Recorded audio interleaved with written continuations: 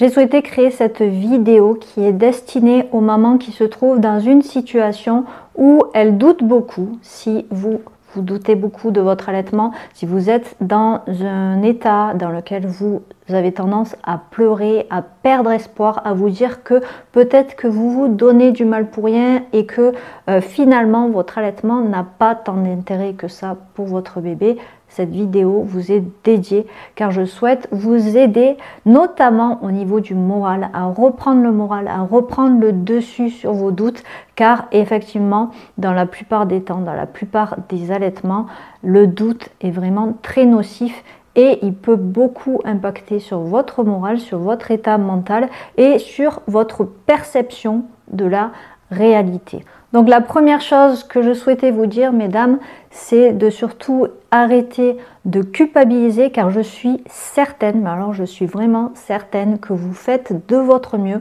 que vous faites votre maximum pour offrir le meilleur à votre bébé. Et d'ailleurs, si ce n'était pas le cas, vous ne seriez pas sur internet à chercher des réponses à vos questions et à chercher des solutions pour poursuivre votre allaitement. Donc déjà, soyez consciente de ça, soyez consciente que vous faites déjà votre maximum. Après, on peut faire toujours mieux, mais pour ça, il faut s'informer, il faut chercher des réponses et c'est ce que vous êtes en train de faire. D'ailleurs, si vous souhaitez recevoir plein de conseils gratuits et des accompagnements de ma part, je vous invite à vous inscrire à ma newsletter, à ce que j'appelle mes conseils privés, parce que je partage dedans des conseils pas à pas sur plusieurs problématiques de l'allaitement. Et je sais que ces conseils aident beaucoup mes abonnés car elles m'écrivent souvent pour me remercier. Donc vraiment, n'hésitez pas à vous inscrire et cela vous aidera aussi à recevoir une forme de soutien de ma part et de la part de la communauté qui me suit. Alors la première chose à faire quand l'allaitement ne se passe pas bien, c'est d'essayer de rester objective. On souffle, on arrête de se poser 1000 questions et on essaie avant tout de comprendre pourquoi ça ne marche pas. Comprendre qu'est-ce qui ne marche pas. Parce que si vous ne comprenez pas quelle est la chose qui fait que votre allaitement ne se passe pas bien, qu'est-ce qui est à l'origine de vos problématiques actuelles, vous ne pourrez pas les solutionner. Donc vraiment, il faut d'abord prendre du temps de bien comprendre ce qui ne marche pas. Alors d'abord, qu'est-ce qui rend difficile votre allaitement? Est-ce que c'est un problème de technique? Vous n'arrivez pas à bien positionner votre bébé, vous avez des difficultés à réussir la mise au sein, tout cela vous semble compliqué.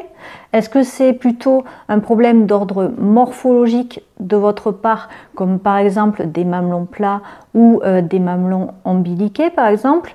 Ou est-ce que c'est un problème morphologique plutôt du côté de bébé, comme par exemple des freins de lèvres, des freins de langue, un problème de palais trop creux ou pas suffisamment voûté? Est-ce que vous avez subi une opération mammaire qui fait que vous avez certains canaux lactifères qui sont en manque, vous manquez de canaux galactophores et du coup cela impacte sur votre production de lait maternel? Et justement, est-ce que c'est un problème de lactation? Est-ce que vous manquez de lait?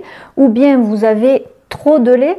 Est-ce que au contraire c'est un problème plus d'ordre général qui concerne la fréquence des tétées, le rythme d'allaitement, la fatigue que cela peut occasionner chez vous, ou encore un problème d'organisation au quotidien qui fait que vous avez l'impression d'être un peu comme un hamster dans une roue, vous n'arrêtez pas de courir et vous n'arrivez pas à faire tout ce que vous voudriez faire au quotidien? Est-ce que votre bébé refuse de téter ou bien est-ce qu'il s'énerve lorsqu'il est au sein? Est-ce qu'il réclame le sein trop souvent? Ou encore, est-ce que l'allaitement est douloureux pour vous? Est-ce que vous avez des crevasses? Est-ce que vous ressentez des douleurs lors des tétées ou en dehors des tétées? Est-ce que vous avez des signes de plaies au niveau des mamelons ou à l'intérieur de vos seins qui font que l'allaitement se passe mal et vous n'arrivez pas à vous soigner? Est-ce qu'il y a encore autre chose que j'ai oublié? Dites-moi dans les commentaires quel est votre problème. Essayez de comprendre ce qui vous perturbe, ce qui vous donne l'envie d'abandonner et surtout ce qui vous fait remettre en question l'intérêt de poursuivre votre allaitement.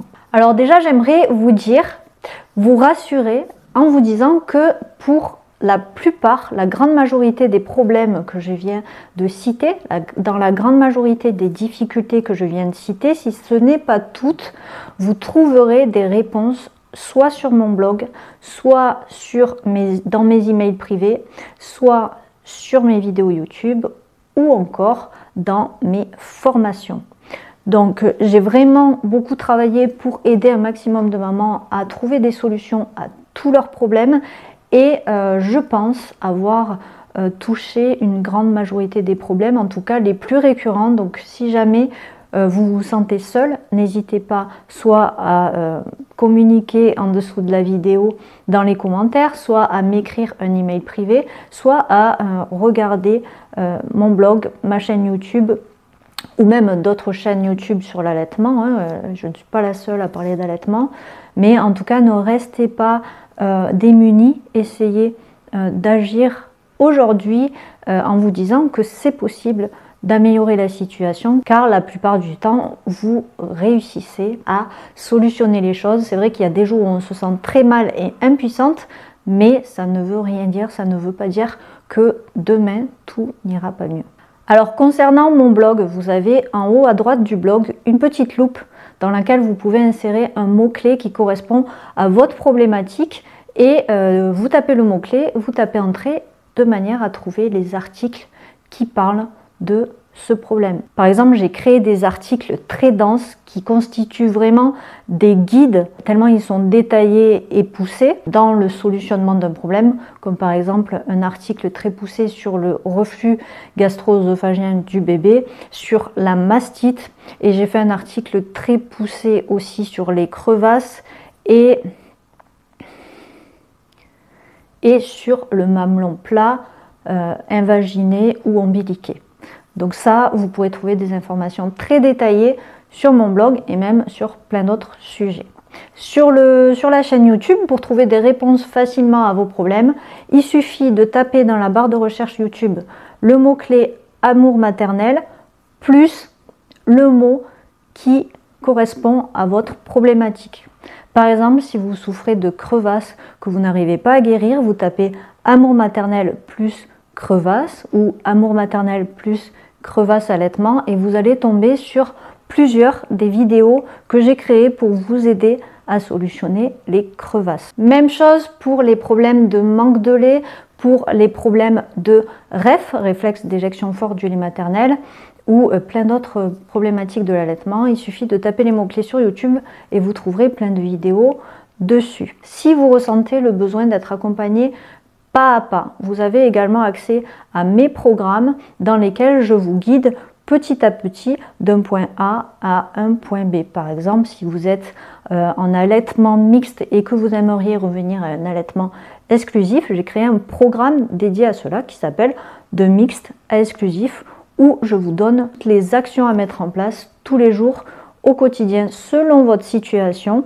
pour revenir à un allaitement exclusif. Pareil pour le REF, si mes conseils en vidéo vous suffisent, tant mieux. Il y en a beaucoup sur la chaîne YouTube, j'ai plein de conseils aussi sur mon blog, mais si ça ne vous suffit pas, que vous avez besoin d'un accompagnement, j'ai créé aussi une formation qui s'appelle l'anti-REF, qui vous aide à mettre en place toutes les actions pour recalibrer votre production de lait maternel pour qu'elle corresponde aux besoins de votre bébé et aussi pour faire en sorte que votre REF diminue et que votre bébé réussisse à de mieux en mieux gérer le REF.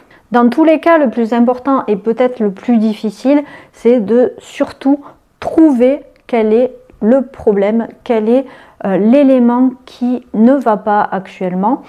Poser un nom sur cela, lui donner un terme précis pour ensuite passer à la deuxième étape qui est simplement l'étape de recherche de solution à ce problème. Alors bien sûr, si vous ne trouvez pas de solution sur la chaîne, vous pouvez m'écrire en commentaire votre situation précise tous les éléments qui peuvent être utiles pour que je puisse vous orienter, vous aider à trouver la réponse à votre problématique, vous aider à trouver la motivation pour continuer.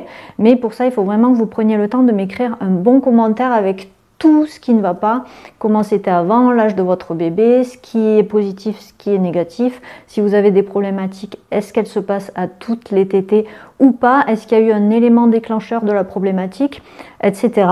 Et si j'ai le temps, je répondrai à votre message. J'essaie toujours de répondre à tous les messages que vous me postez sur la chaîne, mais désormais vous êtes beaucoup d'inscrits, vous êtes des milliers de mamans à me suivre. Je vous remercie d'ailleurs pour votre confiance, mais du coup j'ai de plus en plus de commentaires, j'ai de plus en plus d'emails privés et j'ai donc de plus en plus de mal à vous répondre à toutes. J'aimerais terminer cette vidéo avec une phrase que j'aime partager avec mes abonnés pour les remotiver lorsqu'elles ont des périodes de doute.